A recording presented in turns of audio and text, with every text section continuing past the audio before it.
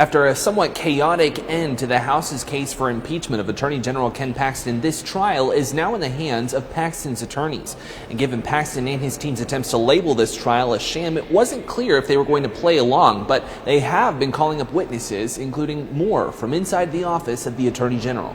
As we near the finish line, the bulk of this trial has been made up of the Office of the Attorney General, witnesses for the House prosecutors, and witnesses for the Paxton defense team. The vast majority of them have been staffers, past and present, from the OAG. Do you have any personal knowledge of Ken Paxton ever forming an agreement with Nate Paul and accepting a bribe? I have no personal knowledge of that. Do you have any personal knowledge of any vast criminal conspiracies involving misuse of OAG resources?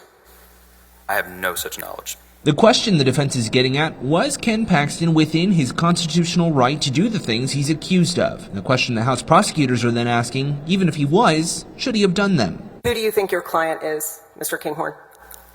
Who is my what? Who is your client? A client? Yes. Is the Attorney General.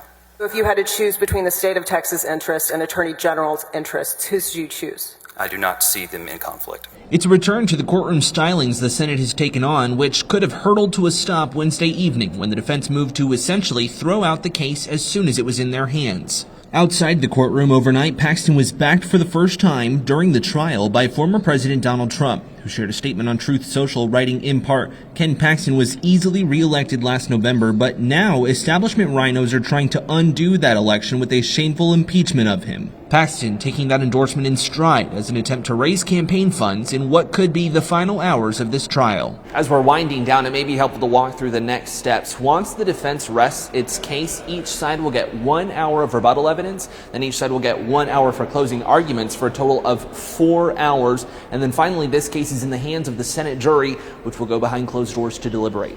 From inside the Texas State Capitol, I'm Michael Atkinson reporting.